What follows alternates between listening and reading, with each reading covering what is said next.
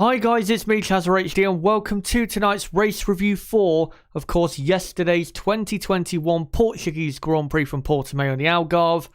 Hopefully you guys are doing well on what is a very wet and windy Monday evening in my part of the UK and really all over the UK today after what has been a very sunny April we've just, of course, left.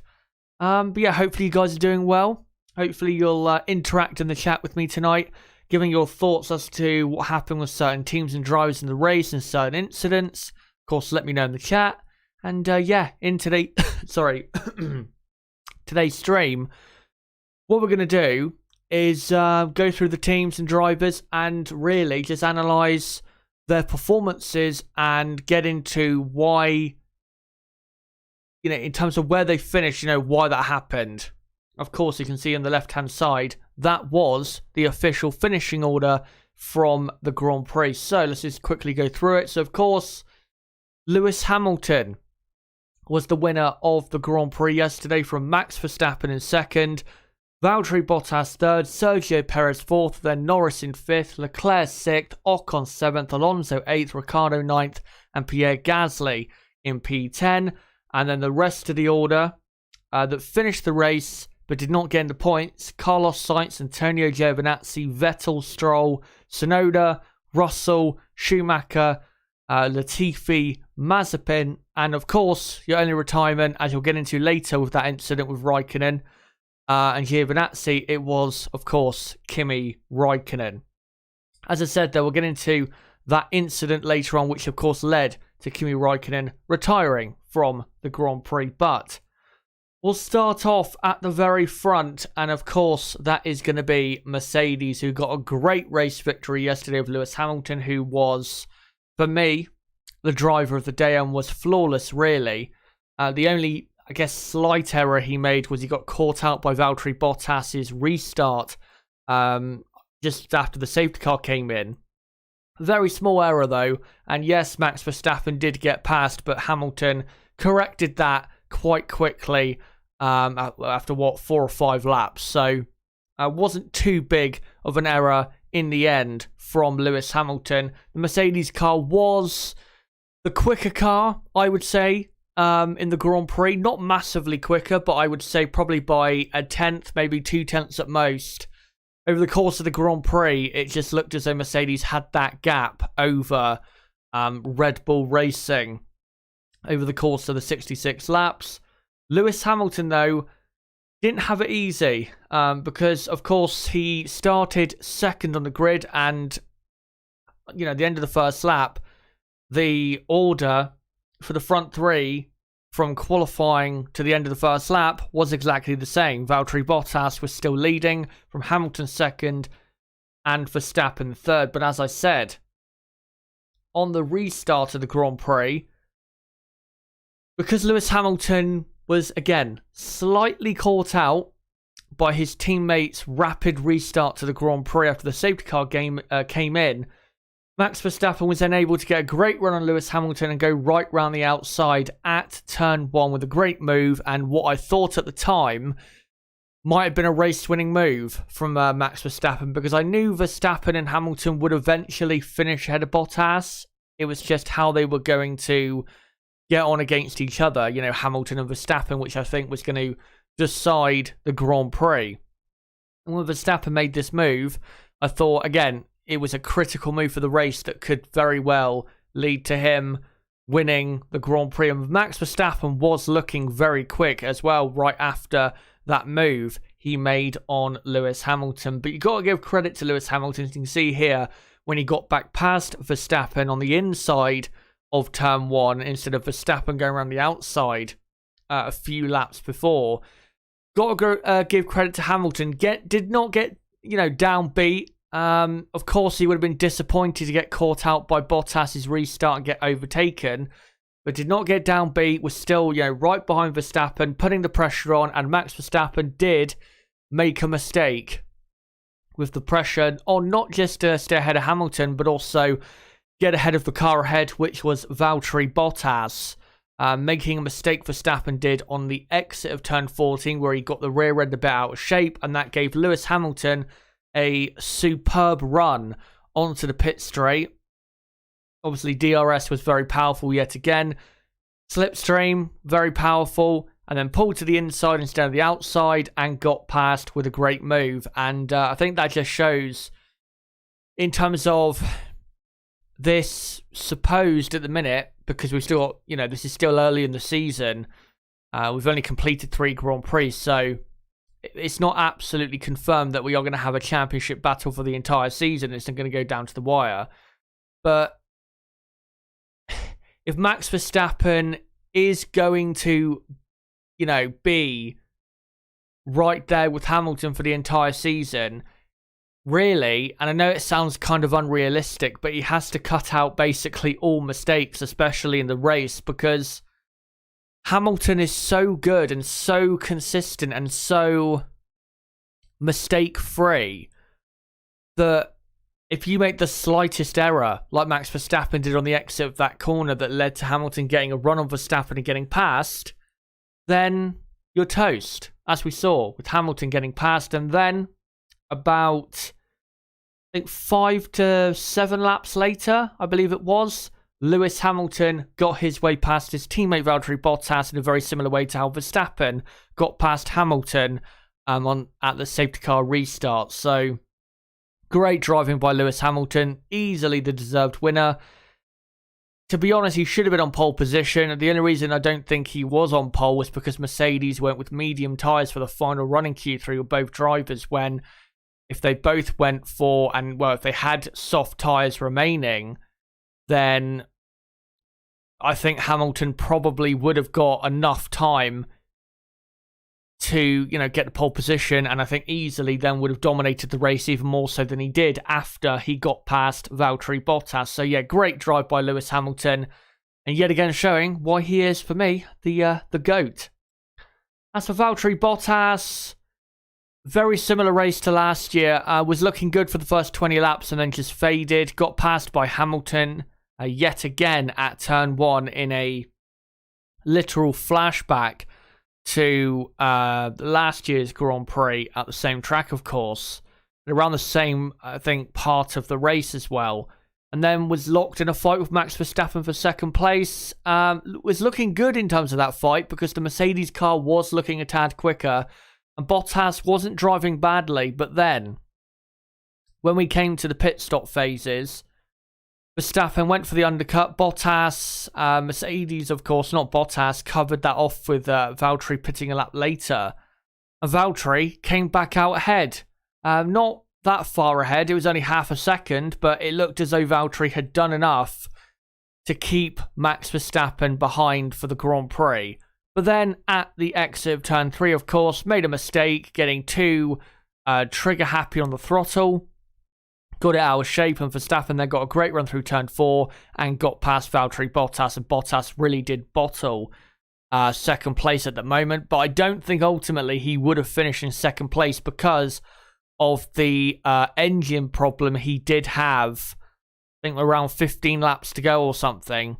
So I think that would have cost him anyway, because I think Verstappen, whilst Bottas was having that sensor issue for 2 or 3 laps, I think Verstappen would have got ahead anyway. So, yeah, I don't think Bottas would have got second, but let's say if he didn't have that issue, then you got to say it would have been definitely a moment that you'd look back on and say Valtteri massively bottled it. But because, again, of the slight engine issue he had later on, it didn't really matter. Because I think, again, Verstappen would have got ahead anyway. But for Mercedes, you know, great performance as a team. They had the quickest car, without doubt, over the course of the weekend. Wasn't a massive gap to Red Bull, but they were clearly the quicker car. Now, interesting to note, and Nib actually sent me this earlier, an article, and some quotes on Twitter, that Mercedes engineers believe the reason they were so quick at Portimao is because the asphalt was a certain type of way. Let me just try and get it up on my, quickly get up on my phone, the actual quote. The Mercedes engineers, but it was something about the track surface being a certain type of way that meant that they didn't overheat their rear tyres. So yeah, Mercedes engineers say that the Portimao asphalt helped them because they didn't overheat their rear tyres. Alpine's good result confirmed this because they've had similar problems, which is interesting to know. And also Red Bull, who we'll get into now, they believe that the crosswinds had a negative impact on their car.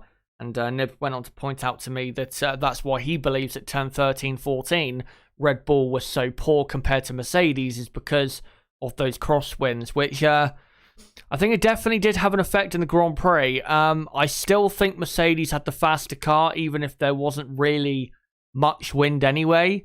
But it definitely had an effect, and maybe it benefited Mercedes even more than the benefits they already had from the track surface. So just want to update you guys on that interesting bit of news there. But yeah, on to Red Bull now, and Max Verstappen, I mean, great, of course, he was on the safety car restart getting past Lewis Hamilton. But then again, like I said earlier, kind of bottled it a bit when the pressure was on the exit of turn 14. And then Hamilton got past. And then once Hamilton got past Bottas, Verstappen just couldn't get close enough out of turn 13 and 14 to make a move on Valtteri Bottas. And that really cost him because even though he did get past later on, he lost way too much time to Lewis Hamilton to be able to put pressure on Hamilton when it came to an undercut or anything like that. So ultimately, Verstappen, I don't think in general during the weekend, qualifying and the race, I don't think Max Verstappen was really at his best at all. Qualifying in the first run made a mistake and obviously got his lap time deleted for a track limit violation, even though it wasn't really anything that would have gained him time, but it was still a mistake at turn 4, which would have got him pole position, and yet again bottled pole position, just like he did at Imola. And then in the race, after such a great start and such great pace, it just fell away from him. And yes, the Red Bull car was not handling well, but I don't think you can say Max Verstappen was exactly flawless or at his absolute best, and that's just, the result that he was always going to get, which was second in the Grand Prix, of course. So I think ultimately Max Verstappen does need to look at himself still quite a bit, because even though it would have been tough to beat Lewis Hamilton, he didn't exactly do everything he could to beat Lewis Hamilton in Portugal. So definitely has to look at himself a bit for the result that, of course, occurred yesterday in Portugal. And for Sergio Perez, who won Driver of the Day somehow, I don't know why, he didn't really do anything that impressive, let's be honest. Finishing in 4th place. Really, his race was massively hampered by being behind Lando Norris for so long. And I say so long, it wasn't actually that long in reality, but considering how quick Perez's car was to Norris's car, it was way too long. If he had not lost position to Norris on the safety car restart, I think Sergio Perez would have actually played a very important role in that battle for the podium between not just Bottas but and himself, but also with his teammate as well, because Perez's pace, once he actually got past Norris, was quite good. So yeah, Perez at the end of the day just having a poor restart, that really cost him a good result, I think, in the Grand Prix. But ultimately for Red Bull, 2nd and 4th, considering the troubles they had and the speed they had compared to Mercedes, it's still not that bad of a result at all. And I'm sure at the Spanish Grand Prix, if they can be mistake-free, which judging by the last couple races doesn't look likely at the minute, but if they can, be mistake-free, I think Red Bull still definitely have a very good chance of a great result at the next Grand Prix in Spain. I will say, though, because of the nature of the track, the Circuit de Catalunya track, I would have to favour Mercedes to be the quicker team. The reason being is because if you look at, say, the strengths and weaknesses of both the Mercedes and Red Bull car, I think the Red Bull car is definitely a car that will go better at faster, more power-dominant tracks than the Mercedes will. I think the Mercedes will be a track that is better, will be a car rather, not a track, that is better suited to circuits like the one we just raced at and the one we're racing at this weekend in Catalonia, because I think they are a bit more... I just think their aerodynamic package is a lot more together than what it was a few weeks ago, and I think it is a tad better than the Red Bull. Still very close, though, performance-wise between the two teams, no doubt about it, and it will ebb and flow as the season goes on, so don't think that now Mercedes have, won this race and they had the quicker car. Don't think that the season is over in terms of Red Bull won't be able to challenge again. They will absolutely be able to. I think, again, Mercedes in Spain should be very strong. Monaco, we'll have to see about that, because I think, honestly, Monaco could be just a lottery draw in terms of who finishes where, because, yes, you do need a car that has grip, but it does come a lot down to the drivers, just that circuit. So I am expecting Max Verstappen to be very, very good there. And then Baku, I would honestly think that Red Bull would be the stronger team at Baku than Mercedes because of the first and third sector there. So maybe Red Bull for the next Grand Prix aren't going to be quite as quick as they were in Bahrain or Imola, but don't think they're out of it or anything like that, or what we saw yesterday is just what's going to come for the rest of the season, because Red Bull, without doubt, will bounce back in the next 2 or 3 races with a strong result. I have no real doubt about it. The only thing they need to do, really, is cut out the silly mistakes that have been made by the drivers. But let's get into, quickly, the next 2 teams, which is the 2, of course, top midfield teams, McLaren and Ferrari. McLaren, great result considering they didn't really have that quick of a car from qualifying around this circuit. I don't, to be honest, think they even had a car that was as quick as the Alpine, never mind the Ferrari, here at Portimao. So, very good result. 12 points for McLaren. That will be very important later in the season. And Lando Norris, I have to say, another great drive in 5th place. That's his 3rd consecutive, and of course the first 3 races of 2021. That's his 3rd in a row top 5 finish. He is doing really the best he can, and I think Norris has been, I'd have to say, so far this season, I think Lando Norris has been the best driver so far on the grid.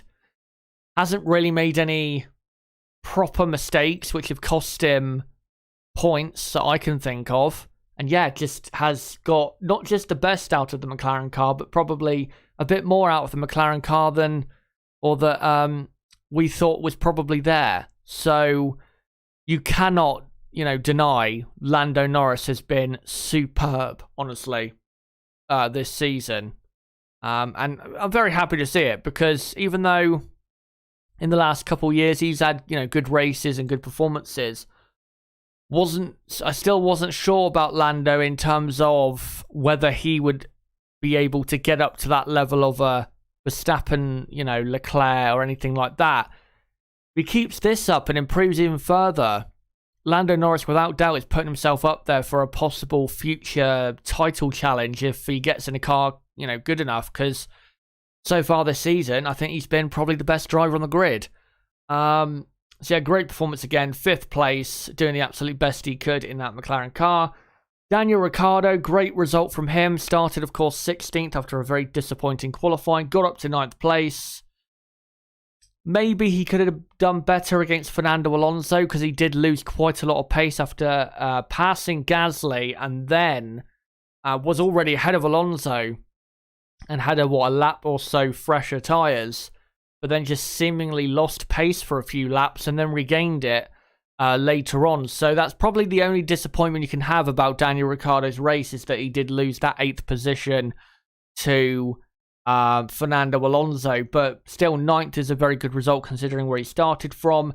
And again, 12 points for McLaren. That is a pretty good result. So yeah, good race for McLaren, and Spanish Grand Prix should be not... I don't think Spanish Grand Prix is going to be a great race for McLaren in terms of speed, but with the results they're getting at the moment, I mean, who can deny that they're going to get another few important points because they've just been so good at executing on race day so far with the amount of points they're getting that it's hard to say that they're not going to be good on race day. So, I mean, of course, we'll see in Spain, but I don't think, for example, they'll be as quick as Ferrari in the race, not in the race, but, in qualifying. And maybe not as quick as, let's say, if Alpine can carry over that speed into the Spanish Grand Prix, I don't think Alpine will be particularly... I don't think McLaren will be particularly quick in qualifying, but in the race, again, who can really deny the McLaren going to get some points there? And lastly, before I come to you guys in the chat, we'll get into Ferrari. And Ferrari, I mean, 8 points for Leclerc. I think, even though Leclerc was disappointed not to get 5th, because he definitely had the pace to do so, and he was gaining on Norris right at the end of the race, but basically was... that gain he had on Norris in the last few laps was just too little too late. So, yeah, he probably could have got 5th if he just got after Norris a bit earlier. But I think, honestly, Charles Leclerc's result isn't that bad, considering where he started and what tyres he was on. Because, him being held up in the traffic, I think, definitely did hurt him a lot earlier on in the race when he was behind... for example, his teammate, Carlos Sainz. So, I don't think actually it was that bad of a result for Charles Leclerc, again, considering where he started on the grid. So, can't really be that disappointed with Charles Leclerc, honestly, from the Grand Prix. And to be fair, I'd say the reason he finished behind Norris was more so Lando Norris being so good, rather than Charles Leclerc being poor. You see, I can't really complain about Charles Leclerc's performance, but... Carlos Sainz, wow, what happened to him in the Grand Prix? First stint of the Grand Prix was pretty good. He was up in 6th place, wasn't too far behind Lando Norris, and looked as though he was definitely in with a shout of getting after Norris and maybe finishing 5th or even 6th. But then after his first and only pit stop, he had no pace at all. As we'll get into in a moment with the lap analysis of the lap times of his times compared to Charles Leclerc. Now, Charles Leclerc, as we'll get into in a moment, did pit, I think, 4 laps later. But as you'll see with the lap time difference, that much fresher tyres around here, around Portimao, shouldn't really have that big of a difference, especially towards the end of the race when... I mean, Sainz, he wasn't exactly... You couldn't really see from his onboards that he was pushing the car massively and he completely destroyed the tyres. I mean, Carlos Sainz did come out and say that the strategy maybe wasn't the best that it could have been for Ferrari or for his race. But if you look at what tyres he started on, you can't really complain. He pitted, I think I said it at the time of the race watch along. He pitted, I think, at the end of lap 21. And I think I said at the time, this is about the time when you'd expect a soft tyre runner to pit around this circuit. So I don't think Ferrari got it wrong at all. I think just Carlos Sainz, I don't think Carlos Sainz looked after his tyres very well, as we'll, I think, get into now. So you can see here the middle column is, and you can see the top there, Carlos Sainz's name. So these are his lap times that he did in the Grand Prix. So you can see there where it says P next to 21. That's when he pitted. So if we go to say, let's say lap 45 to 65, and I'll just bring this slightly down there. Yeah, from lap 45 to 65, we'll just look at his lap times here. So let's say between lap 45 and 50, he's doing late 1 minute 22s. And then between lap 50 and 55, it's about the same, maybe improving a tad to say a mid 1 minute 22. And then if you get later on, you can see once we get to after he does a personal best for the race on lap 60 of a 1:22.3, his pace just completely falls off, to a 22.5 on lap 61, then he does another 22.5, then a 22.9, then a 23.8, and then a 24.0. But if you look between, say, lap 50 and 60, he's lapping between a mid 1 minute 22 and a late 1 minute 22. Now, yes, he did pit 4 laps before Charles Leclerc, but as we'll see, I think now with the difference in lap times, it shouldn't be this big of a difference. So you can see here Leclerc is on the far left-hand side of the screen. So if we look between lap 50 and 60, you can see Leclerc is lapping most of the time between a late 1 minute 21 and early 1 minute 22. So he's consistently half a second quicker, which, I mean, maybe you could say 2 or 3 tenths of that is a fresher tyre, but I still think there was another 2 or 3 tenths in there, which was kind of on Carlos Sainz's part, to be honest. But you see by the end of the race, between lap 60 and 66, Leclerc, most of the time in there, lapping almost or pretty much half the time in a mid 1 minute 21. And if we go back to Carlos Sainz, he was doing at best a mid 1 minute 22. So I think really what happened is not that Carlos Sainz pitted too early. I don't think that's the case. I think it was simply because we saw other drivers who pitted around the same time as Sainz, from soft to the hard compound or the medium compound. I think Lando Norris was one of them. And we saw Lando Norris's tyres didn't go off massively at the end of the Grand Prix. I think simply Carlos Sainz pushed too hard and took too much out of the tyres. I think that's exactly what happened. And I'm afraid he can only really blame himself for that. So poor by Carlos Sainz there, but that's just the way it is. But guys, before I get on to the rest of the field, let's come to you guys in the chat. So let me know, guys, in the chat, what do you think of the Mercedes Red Bull battle, and how Hamilton performed, how Verstappen performed, how Bottas performed, and also let me know what you thought of McLaren and Ferrari's performance as well. So let's have a look in the chat to see what you guys are saying.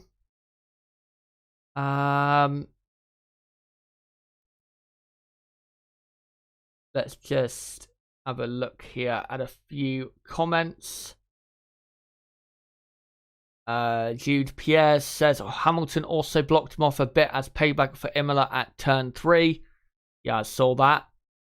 And yeah, there's nothing wrong with what he did there. Nothing wrong at all. Francisco said Verstappen made a lot of slight mistakes behind the Mercedes. I thought, well, he was behind the Mercedes of Bottas, but he was ahead of Hamilton before that mistake that he made that led to Hamilton passing him. Bat Boot says, or asks, where the hell did all the Honda power unit or PU power go on the main straight? That wasn't because of the lack of power from the Honda, because we saw when I think Gasly overtook late on in the Grand Prix, and even with Verstappen past Hamilton on the safety car restart, Honda do have a lot of power. It's simply because, and it was a massive problem yesterday again, but the DRS at this track is way too powerful. And I actually think, because the race yesterday, let's be honest, guys, it was only a 5 out of 10, really. Just a bang average Grand Prix.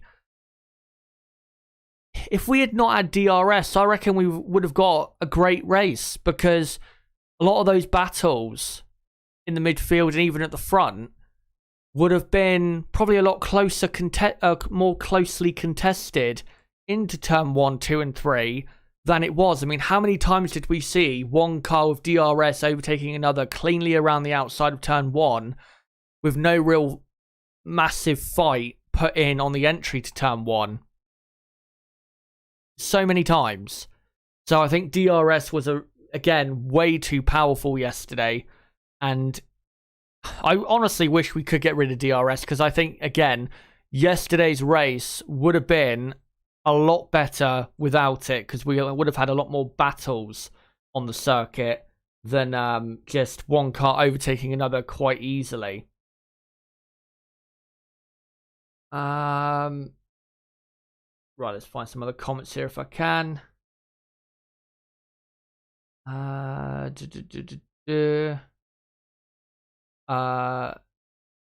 Francisco, if Leclerc was struggling on mediums, why did they put Sainz on mediums to the end of the race? I don't think Carlos Sainz was on mediums. I think both Ferraris did their final stint on hard compound tyres. I'm pretty sure they did. I think Norris was on mediums, but I don't believe the Ferraris were. I think the Ferraris were on hard compound tyres. Charles Leclerc definitely was. Carlos Sainz, I'm not 100% sure he was, but I'm pretty sure, I'd say 80% sure that Sainz was on the hard compound tyre as opposed to the medium. Let's have another look here. By the way, thank you for that donation from Tim Huter for 5 Swiss francs, I believe it is, who says, there are 2 consistents in this season, Hamilton and Verstappen at the top of the whole field and Charles and Lando at the top of the midfield. Well, I think you'd have to say, maybe not in terms of pure talent, but in terms of pure performance at the minute in Formula 1, if you look at the drivers in midfield cars, Leclerc and Norris are probably at the moment the 2 best drivers from that midfield pack. Again, though, I stress not in terms of talent, in terms of pure performance so far this season. Of course, Alonso and Vettel are very talented and, great drivers. But if you look at so far this season, they've not performed as well. So, in terms of Leclerc and Norris, not surprising. Yeah, Hamilton and Verstappen right up the top, considering Red Bull's pace and Mercedes' pace. Again, not really a surprise. Wayne says, be careful what you ask for. Take away DRS, there would have been a dramatic effect in the other direction. No passing. I completely disagree. I think we would have had overtakes. Maybe not as many, but we would have had probably more to talk about in terms of tight battles on track, and maybe even we might have even had some contact here and there. Not that I want that, but we would have had more closely contested battles that would have been way more interesting than more overtakes that were just one car easily passing another. DRS for me is only beneficial when it allows one car to at least battle with another one, not when it's one car, clearly behind on the straight and then just easily overtaking into the next corner. That's not, for me, what it's for. So, if I was, and obviously it's never going to happen, but if I was in charge of Formula 1, I would get rid of DRS in a heartbeat, because we don't need it. We didn't need DRS before 2011, and Formula 1 was mostly fine before then. We've had plenty exciting races and exciting seasons before 2011. I think people tend to forget that. Formula 1 has not just had overtakes since 2011 because of DRS. I think people, again, need to remember that and actually go back and watch a few races here and there from the 2000s, for example, where there was plenty of overtakes, but with those overtakes, it wasn't just easy overtakes. They were actually properly hard-earned overtakes, proper battles that didn't just end, in between a couple corners. Infinite says, no, we wouldn't have had more tight battles. They barely anyone goes side by side these days. Yeah, barely anyone goes side by side because of DRS. So you basically proved my point there. James Reed says, the whole point of the 2022 regs is to get rid of DRS. I think you and I will be very, very disappointed, honestly. Later in 2022, 2023, I think you're going to be disappointed, because I don't think they're going to get rid of DRS at all. They should, they absolutely should, but I don't think they will, because I don't trust them at all to get rid of DRS. I think they'll keep it around because they want that safety net. Andrew Cummings says Verstappen was half a second behind the mark going into the straight and he couldn't get it done. The Red Bull straight line speed wasn't enough with DRS. Never mind without it. Well, he wasn't half a second behind. It was more so 6.5 to 7 tenths. It wasn't 0.5 of a second behind. If he was half a second behind when they actually entered the straight for proper, then he would have actually forced Valtteri Bottas into defending his position, which could have been, and well, would have been a lot more exciting than what we got. But yeah, Verstappen just couldn't get close enough out of turn 14 and through even the kink of turn 15. Infinite says, LeMayo, so when you use DRS, it's not an overtake? Well, yeah, it is, but it's a DRS overtake. Let's be honest. It's not a... I mean, it's a legitimate overtake within the rules, but let's be honest as to how it happened. It happened because of DRS. It wouldn't have happened without DRS, and that's why I want DRS gone, because I would rather 3 or 4 overtakes in a race where we have great battles and something great to talk about than 20 overtakes where all 20 or almost all of the 20 are easily completed. I'd rather that every day of the week. And that's what we used to get in Formula 1, say, 15 years ago. And Formula 1 was definitely more, I'd say in terms of the racing aspect, I think people enjoyed it probably a bit more than they did today, especially if you look at people's complaints about it. Francisco says, and Verstappen also went slightly wide several times in turn 13, 14 and compromised his straight line momentum. He did. And I think, again, if he was about half a second behind through that kink in turn 15 on what is basically the pit straight, Verstappen probably would have got the move done. But because he was getting such poor exits from turn 14, he was always... you go back and watch, he was about 7 tenths of a second behind, which was just not close enough. And even saying that, by the end of the straight, right before turn 1, he was still like 3 tenths behind. So he still gained 4.5 tenths just in that straight with DRS. So yeah, I mean, you can clearly see how powerful it was. Way too powerful being the case. Anyway, I think we'll move on from the top teams and we'll get into now some of the lower down teams. So Aston Martin next, 13th and 14th for them. To be honest, with the car they have, I don't really think they can be that disappointed, to be honest, because they don't have the car to finish in the points around a track like this. They really don't. Sebastian Vettel put in actually an amazing performance, didn't even get in the top 10. So should be, well, I think looking back at the weekend, he'll probably be actually really surprised and very, very happy about that. But yeah, Aston Martin simply do not have a car good enough to score points around a track like this. And I think it really will be the same case in Spain. Obviously, the Mercedes and Red Bull cars are quicker. The McLaren's quicker. The Ferrari's quicker. The AlphaTauri in the hands of Pierre Gasly is quicker, as we'll get into in a moment, with them.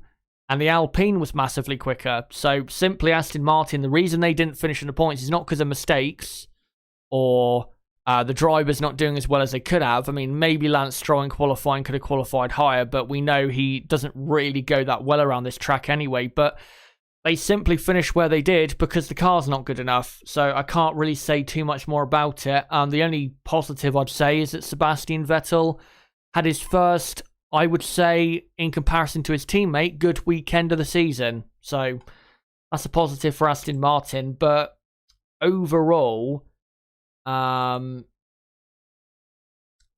Aston Martin they're just not really there at the minute. I think they will be later in the season, but at the minute, they're just not quite there with teams like Alpine, McLaren, and even AlphaTauri, again, in the hands of Pierre Gasly. And talking of AlphaTauri, let's get into them now. So Gasly, finishing P10, he did benefit a lot from Carlos Sainz's really poor pace towards the end of the Grand Prix.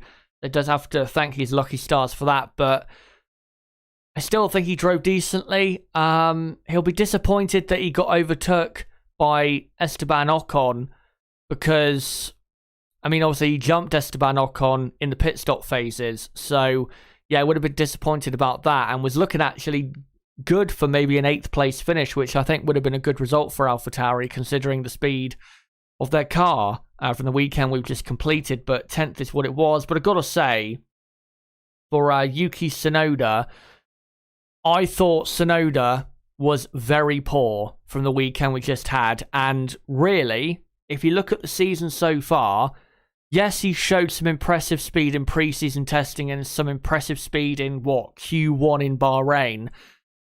And some of the overtakes he did in Bahrain in the race were decent. But except for that, is he really that much better than what they got rid of in Daniel Kvyat? He isn't really, is he? Again, Bahrain, decent result in 9th place. Should have qualified higher though, and that was his own fault really. And then Imola, crashing out in qualifying, starting last, and then looked as though he got himself into a really good position just inside the points and was looking as though he was going to nick a few points, and then made a mistake on the restart of the race and ended up finishing 13th or 14th, and then here never really had the chance to get into the points. He qualified down in, I think, 14th place and was simply nowhere for the entire afternoon in 15th place. He's got to improve massively. I know maybe you could say the last couple tracks he's not that familiar with, but he has to improve because the last couple weekends have been really poor. And I know he's a rookie in that, but he's made way too many, I think, basic errors so far. And the Imola weekend was especially bad for that. But I thought, honestly, in Portugal, he was very poor considering the pace of the car. I'm hoping at next weekend's Grand Prix, or this weekend's Grand Prix rather, I'm hoping he'll be a bit better. I mean, he has raced around the Circuit of Catalunya before, so you would expect Yuki Tsunoda to be quite a bit better, but we'll actually have to see if that's the case in Barcelona. But yeah, I thought honestly he was very, very poor, and things have got to improve because if AlphaTauri are going to finish in the top 5 in the constructors, which you'd have to say is the aim, because they're not going to finish in the top 4 because McLaren and Ferrari are clearly better than them as a team and are way too far ahead already.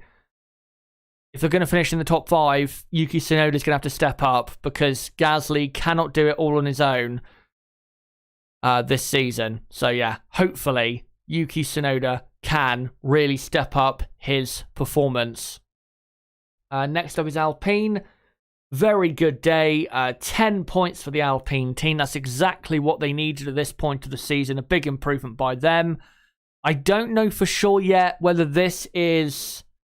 if this pace is going to translate to loads of other racetracks this season. I don't know that as of yet, but I think it probably will translate to the next Grand Prix in Spain. But you got to say, great driving and great result for the Alpine F1 team. Esteban Ocon, another very solid drive in the race after the good result he had at Imola, where of course he got a couple points.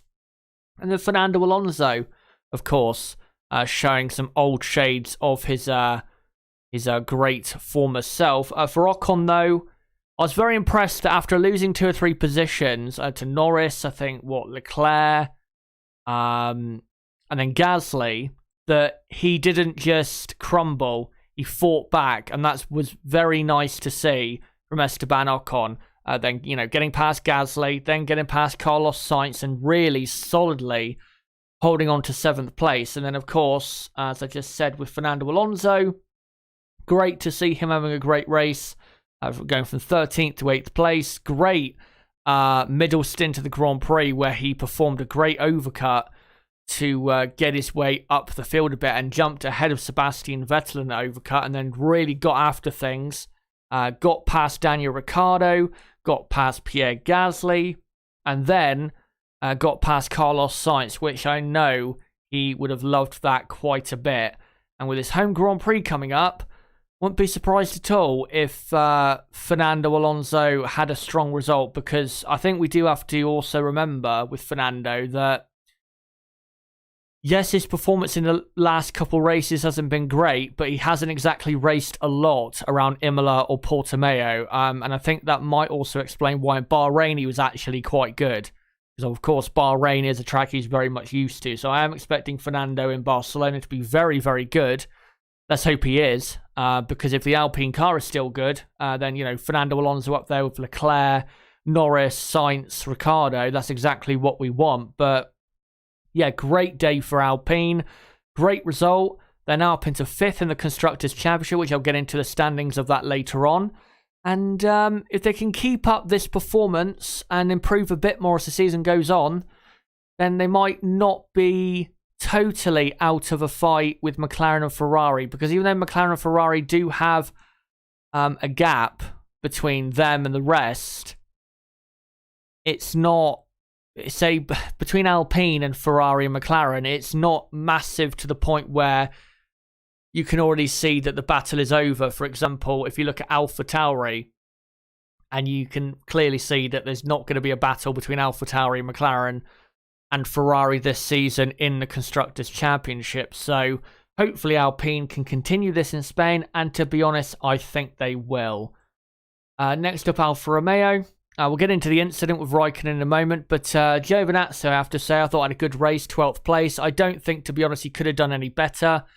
Didn't have a great first stint, but I thought responded very well later on in the Grand Prix, so can't really complain about Giovinazzi's performance. I think Raikkonen probably would have finished ahead of him in the race, because Raikkonen's race pace is really good, but Raikkonen, in terms of him not finishing the race, was all his own fault, as we'll see now. So as you can see here, Kimi Raikkonen right behind his teammate as they're about to start lap 2 at a 66. And Raikkonen, at this point, should be pulling out the slipstream, because he's clearly gaining a lot on Giovinazzi, as he obviously had a better run off of turn 14 and 15 on the softer compound of tyre. So Raikkonen, at this point, should be pulling out of the slipstream and turning the steering wheel a bit left. But if you look at the steering wheel especially, you'll really just see how Raikkonen just doesn't react at all. So you can see the steering wheel here is pointed slightly left. Not predominantly left, but slightly left, as he's in kind of the slipstream here. And then you see here he's made contact. The steering wheel is basically in the same position. He just failed to realise that he was so close. And it's actually come out that Kimi Raikkonen, indeed, the reason he hit the back of his teammate is because he was making a change on his steering wheel. So he basically wasn't even concentrating and focusing on what was ahead of him, which is still his fault. You can't blame that on anything else. But yeah, that was probably the first mistake Kimi Raikkonen has made. I've seen people say it as well. That's the first mistake Raikkonen has made that you could maybe say is down to how old he is. But yeah, shame for him. I really hope Raikkonen gets a point soon, because he really does deserve one from the season he's had so far. So hopefully he does get one soon. But yeah, still, Alfa Romeo are pointless. And for Williams, well, they were very, very poor. Russell said the car was undrivable at times, especially in the wake of another car. And I think simply the reason he finished so low down, and so, Latifi finishing behind a Haas car, which is especially bad, is simply the Williams was very poor on race pace. Russell, I think the reason he got up to P11 was simply down to himself. I don't think the Williams car was anywhere near that good, and we can really see that with Nicholas Latifi in qualifying. Latifi was able to out-qualify both Haas cars, but nowhere near able to, out-qualify anyone else. So, yeah, Williams just simply in a big struggle, and I don't really see them contending for points, probably until Baku, if I'm going to be honest, because I think that's a circuit with, the power unit they have where they could cause, especially with Russell, who has won at that track before in F2, I could definitely see them causing some damage there, the Williams team. But yeah, at the minute, with the tracks that are coming up, Spain and then Monaco, I don't see Williams really doing that anything dramatic, to be honest. But those are the teams. I mean, of course, you've got Haas F1 last. There's no point talking about them. I will say, though, it's nice to see Mick Schumacher, him overtaking someone yesterday and not finishing behind everyone else ahead of him. But, yeah, Haas F1 still very, very poor. Let's now get into the top 10 Drivers' Championship standings. So Lewis Hamilton leads now by 8 points from Max Verstappen second. Lando Norris is third, still from Valtteri Bottas fourth. Charles Leclerc fifth. Sergio Perez 6th, Ricardo 7th, Sainz in 8th, Ocon 9th, and Gasly in 10th. And then the constructors' standings, Mercedes lead now by 18 points from Red Bull 2nd, McLaren are 3rd, and 11 points ahead of Ferrari, who are 4th. Alpine are about 30 points behind Ferrari in 5th, but Alpine, if they can keep up the good performance as of late, then I can definitely see them slowly gaining on one of the two ahead of them. So yeah, Alpine 5th, AlphaTauri are 6th. Of course, they only scored 1 point from the Grand Prix in Portugal. Aston Martin are 7th, and then Alfa Romeo 8th, Williams 9th, and Haas in 10th position. There you go, guys. That is basically your review for the Portuguese Grand Prix. Sorry it's not been a massively long one, but let's be honest, it wasn't that interesting of a Grand Prix. The first two races were much, much better, without doubt, compared to this Grand Prix in Portugal. But I will still answer some of your comments in the live chat right now, so make sure to put them in the chat and I'll answer as many as I can before I head off. And also make sure, guys, to stick around to the end of the stream, because I will be getting into what the schedule is for this Grand Prix this weekend in terms of the content on this channel. So don't forget to don't forget to stick around for that in a couple minutes time. Let me have a look. Ray says, I like the Alpine team. Richard Reed says, Vettel should be at home and give a younger driver the drive. Vettel is just a salary and a job. I completely disagree with that. Sonoda's been disappointing, says Francisco. Yeah, but I think he has as well. Not quite what I thought he was going to be after the first race, where even though, of course, his qualifying was disappointing, at least in the race he did bounce back and have a good result.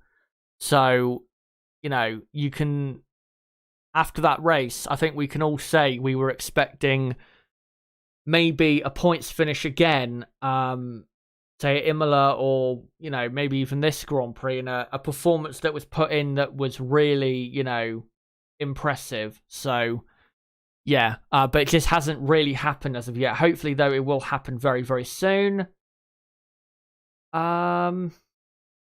Chris says Alonso did not do a good job compared to his teammate. I mean, maybe, yeah, you'll still be disappointed by that, but he's definitely improving, Fernando, on what he's done so far this season. So that's a positive. But, let's just give him a bit of a break. If he's still behind Ocon in 3 or 4 races' time, then, yeah, Fernando does need to step up a lot. But, let's give him a bit of time. It's only been 3 Grand Prix, let's be honest. Nathan Payne asks, do you think Perez kept Perez out too long? Yes, I did. Honestly, what I would have done with Perez is pitted him probably 10 laps before he actually pitted, because he would have had, if you pitted him, say, again, 10 laps before he actually pitted, he would have had tyres that were a lot fresher than Valtteri Bottas's. And because of Bottas's issue, Perez might actually have been able to come back at Bottas a bit, and also Bottas would not have had the chance to pit for a fastest lap point. So, you know what I mean? It would have put Bottas under pressure, might have given Sergio Perez the onus to go and get a podium. He probably wouldn't have got it, but, they could have at least tried, I think, with Perez, but it seemed as though they were trying more to get Perez out very late on for a fastest lap point, which ultimately, wasn't really going to happen because Bottas then had the gap behind to come out and to get the fastest lap. Let me find some other comments here quick. Francisco says, great job by Alpine. And also says Alonso was maybe slightly faster than Ocon, but Ocon did the job on Saturday and Alonso didn't. I think Alonso, if he did do the job on the Saturday, I think Alonso probably would have beaten Ocon because I think, like you said, Alonso was probably, over the course of the race, Alonso probably was quicker than Ocon.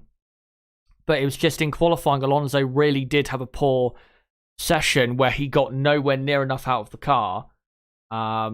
So, yeah. But we've seen this before with Alonso. His qualifying doesn't always tend to be that good. But then in the race tends to be much, much better. Fantastico, do you think the FIA should bring back the 107% rule? No, because there's no team on the grid that requires that. The only reason we had that on the grid was because we literally, in the mid-90s, had teams on the grid who were not even trying to be good. They were there just to earn money for the people who ran them. Think of Lola, who, attempted to be a Formula One team. The 40 team, who were so embarrassingly slow. It was really for teams like that, and even they brought it back for teams like, HRT, Caterham, and Marussia, because, again, they had to make sure that those teams were actually trying, again, to be good and weren't just, racing in Formula One and taking the piss, basically. There's no team doing that now. I mean, Haas F1, yes, they're not going to be developing the car Haas F1 this season, but they're not that slow compared to the front runners.